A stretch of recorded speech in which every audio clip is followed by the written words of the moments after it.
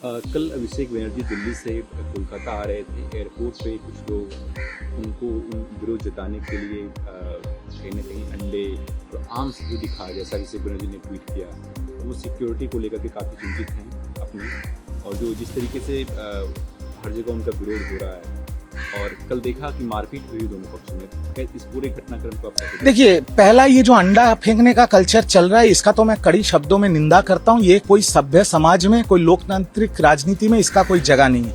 मैं ये मानता हूँ कि देश के प्रधानमंत्री बंगाल में आ रहे हैं, प्रधानमंत्री हो, हमारे बंगाल के मुख्यमंत्री हो, या भाजपा के राज्य अध्यक्ष शमीक भट्टाचार्य हो, ये कोई इसका समर्थन नहीं कर रहे हैं। ये बीजेपी एक गलत प्रेसिडेंस और एक फ्रैंकेस्टाइन तैयार कर रहे हैं। ये अंडा फेंकने वाला कोई राजनीति का कल्चर नहीं हो सकता।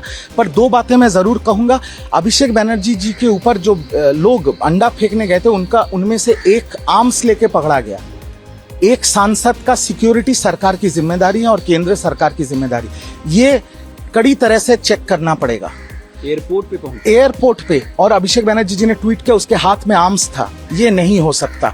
एक एमपी का सिक्योरिटी कॉम्प्रोमाइज नहीं हो सकता। ये केंद्र सरकार और राज्य सरकार को कठोर तरीके से देखना पड़ेगा। और दूसरा चीज, मैं अभिषेक बनर्जी के खिलाफ एक बात बोलूंगा। अभी वो जहां जहां जा रहे हैं, उनके ऑफिस से व्हाट्सएप करके तृणमूल कांग्रेस के छात्रों और युवा 50-100 लड़के लड़कियों को वो हर जगह बुला ले रहे हैं। इन बच्चों का क्या गलती है? क्यों अभिषेक बनर्जी इन बच्चों का अपना ढाल बना रही है? आज उन बच्चों के साथ जो मारामारी हुआ, आज उनके ऊपर भी पुलिस केस होगा, वो जेल जाएंगे। अभिषेक बनर्जी क्यों अपना पीठ बचाने के लिए, खुद को अंडे से बचाने के लिए तृणमूल कांग्रेस के छात्रों और युवा के बच्चों को अपना ढाल की तरह इस्तेमाल कर रहे हैं? ये बहुत गलत कर रहे हैं अभिषेक बनर्जी। ये नहीं होना चाहिए। आप उनको भले ही लीगल हेल्प दे दें, बेल तो कोर्ट से होगा, पर पहले उनको पीसी और जेसी तो जेल में जाना पड़ेगा। इन बच्चों का क्या गलती? ये बच्चे अपने दिल से अभिषेक बनर्जी को अपना नेता मानते हैं, इसलिए एक व्हाट्सएप आ जाता है उनके ऑफिस से, सब भागे भागे जा रहे हैं। कभी उनके घर के सामने, कभी भवानी भवन सीआईडी के दफ्तर के सामने, कभी एयरपोर्ट के सामने। पर ये बच्चे जो ये झमेले में अभी फंस गए हैं, इनके ऊपर जब पुलिस कार्रवाई करेगी, इनके ऊपर जब FIR होगा, ये जब जेल जाएंगे, तब ये बहुत गलत काम कर रहे हैं अभिषेक बनर्जी जी। मैं आपको बोल रहा हूं, बच्चों को अपना ढाल मत बनाइए। हिम्मत है तो खुद लड़िए। हिम्मत, अगर आपका सिक्योरिटी कॉम्प्रोमाइज होता है तो आप उसको लेके आप प्रेस कॉन्फ्रेंस कीजिए, आप बाइट कीजिए, आप ट्वीट दीजिए, सब कुछ कीजिए।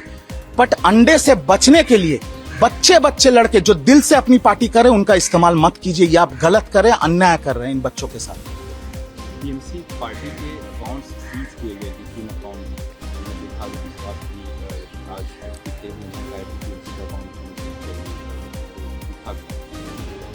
देखिए, तृणमूल कांग्रेस के जो ट्रेजरर थे अरूप विश्वास, उन्होंने चिट्ठी दिया HDFC बैंक को कि ये अकाउंट सीज होना चाहिए।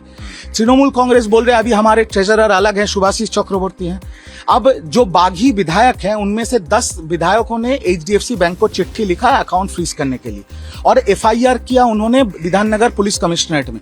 विधाननगर पुलिस कमिश्नरेट के FIR के तहत HDFC बैंक ने तृणमूल कांग्रेस के 3 अकाउंट सीज किए, जहां पर 440 करोड़ रुपए पड़े हुए हैं, और बाकी अकाउंट भी फ्रीज हो सकते हैं। अब मेरा यहां पर 2 सवाल आता है कि 440 करोड़ रुपए तृणमूल कांग्रेस के अकाउंट में है।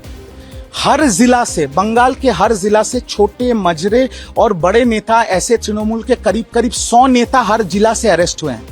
जब आपके पास 440 करोड़ पड़ा हुआ है अभिषेक जी, और आप कलकत्ता से दिल्ली जाने के लिए, ताकि आपको नॉर्मल फ्लाइट में चोर ना सुनना पड़े, आप 10 लाख रुपए करके खर्चा कर रहे हैं, चार्टर्ड फ्लाइट में जा रहे हैं। 440 करोड़ रुपया है, 4 करोड़ खर्चा कर सकते थे आपके पार्टी के लीडर्स के बेल कराने के लिए।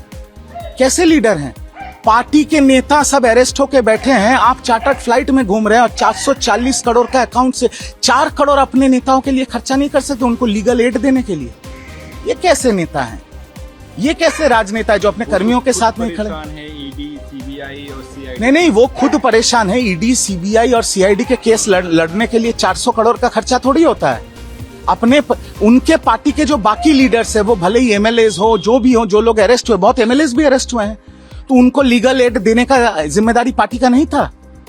मेरा सवाल यहाँ पर हो रहा है, और आगे ये सब चीजें बहुत दूर तक जाने वाला है। जब मॉनसून सेशन शुरू होगा तो बहुत सांसद बोलेंगे हम ही असली तृणमूल है, और हमको लोगो भी चाहिए और बैंक बैलेंस भी चाहिए, और ये सुप्रीम कोर्ट तक जाएगा। ये सारा मामला सुप्रीम कोर्ट तक जाएगा। बट जब आपके अकाउंट में इतने पैसे पड़े हुए थे, पहले अपने कर्मियों के साथ खड़े रहिए, खुद चार्टर्ड फ्लाइट में घूमने से थोड़ी होगा। जहांगीर खान जेल में है, रेड कराया जा रहा है, लोग आक्रोशित होकर उनके समर्थक तो भाजपा के दंगी करी, अब नाम आ रहा है उनकी पत्नी का, उनको अरेस्ट किया। देखिए, सब चीज मीडिया के सामने है। जहांगीर खान के ऊपर बहुत FIRs हैं, पुलिस ने उनको अरेस्ट किया है, उसके बाद उनको रस्सी पहना के, हाफ पैंट पहना के, नंगे पैर उनको घुमाया गया है, जहां पर सुप्रीम कोर्ट का गाइडलाइंस है ये नहीं हो सकता, पर फिर भी ये हो रहा है। वो तो कानूनी चीज है, वो कोर्ट में सुलझेगा। बट उसके बाद वीडियो में ये पूरा साफ है कि जहांगीर खान के समर्थक उनके बोला जा रहा है कि उनके बीवी के नेतृत्व में वो लोग फलता पुलिस स्टेशन गए थे। तो अब जाने के बाद जो हुड़दंग हुआ, जो लाठीचार्ज हुआ, वो सबके सामने अब पुलिस कानून की तरह से कार्रवाई करेगी। अगर कोई किसी क्राइम में अभियुक्त है, उनको बेल कोर्ट से मिलेगा। अगर मेरे को पुलिस किसी क्राइम में उठा के ले जाता है, मेरे 100 चाहने वाले थाना में घुस के हुड़दंग नहीं कर सकते, इसमें मेरे को बेल नहीं मिलेगा, उल्टा उनका जेल होगा, और जो होना था वही हो रहा है। और ये शुभेंदु सरकार में किसी को तो छोड़ेगा नहीं। ये पहले पुराना तृणमूल सरकार जैसा डरपोक सरकार नहीं है, ये दूसरा स्टाइल का सरकार है। तो यहाँ पर तो मुख्यमंत्री ने खुद बोला किसी को छोड़ा भी नहीं जाएगा, देश विरोधी कानून में उनके खिलाफ कार्रवाई की जाएगी, और जो नुकसान हुआ है उनके एसेट सीज करके उनको नीलाम किया जाएगा। तो अब जैसी करनी वैसी भरनी। हमने देखा कि नीट एग्जाम का पेपर लीक हुआ, MBA करवाने का एग्जाम, कल फिर से वो एग्जाम भी एग्जाम हो रहा है पूरे देश में। राहुल गांधी ने एनडीए और सरकार पे निशाना साधते हुए कहा कि हम छात्रों के साथ आप